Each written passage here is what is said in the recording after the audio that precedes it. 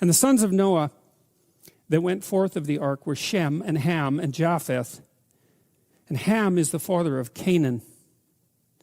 These are the three sons of Noah, and of them was the whole earth overspread. And Noah began to be a husbandman, and he planted a vineyard. And he drank of the wine and was drunken, and he was uncovered within his tent. And Ham, the father of Canaan, saw the nakedness of his father, and told his two brethren without. And Shem and Japheth took a garment and laid it upon both their shoulders and went backward and covered the nakedness of their father. And their faces were backward, and they saw not their father's nakedness. And Noah awoke from his wine and knew what his younger son had done unto him. And he said, Cursed be Canaan, a servant of servants shall he be unto his brethren. And he said, Blessed shall be the Lord God of Shem, and Canaan shall be his servant. And God shall enlarge Japheth, and he shall dwell in the tents of Shem, and Canaan shall be his servant. And Noah lived after the flood 350 years, and all the days of Noah were 950 years, and he died. And the whole earth was of one language and of one speech. Okay, so I remember thinking about this story. It's got to be 30 years ago. And I think the meaning of the story stood out for me. Sometimes, when you read complicated material, sometimes a piece of it will stand out. It's, for some reason, it's like it glitters, I suppose. That might be one way of thinking about it. You're in sync with it, and you can understand what it means. I've really experienced that reading the Tao Te Ching, which is a document I would really like to do a lecture on at some point.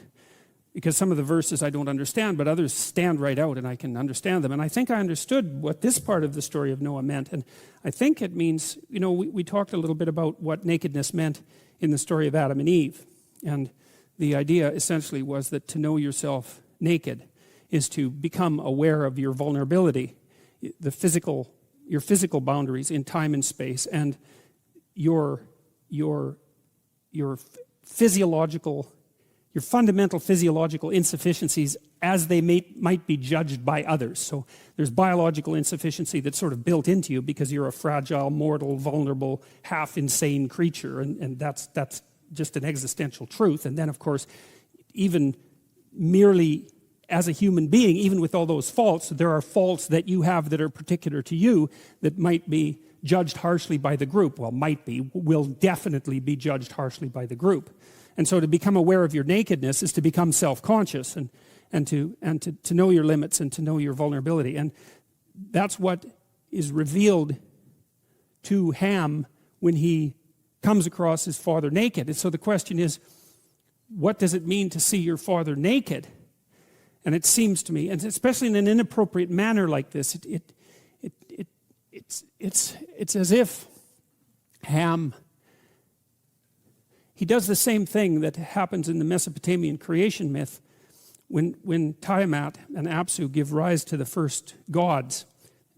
They're the father of the eventual deity of redemption, Marduk.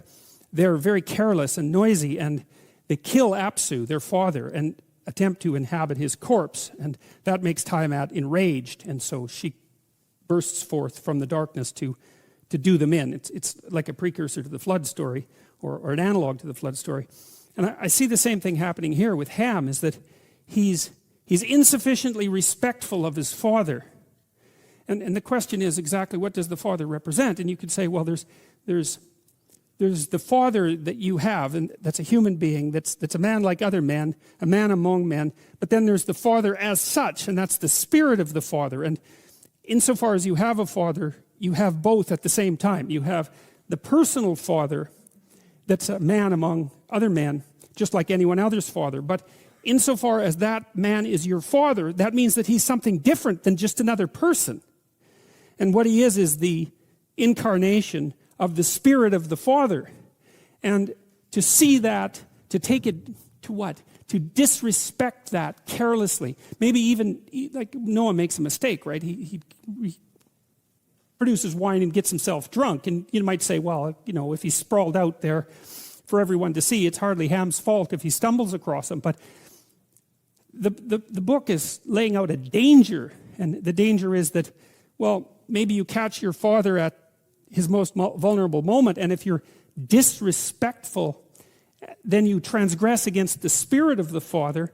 And if you transgress against the Spirit of the Father and lose respect for the Spirit of the Father, then that is likely to transform you into a slave.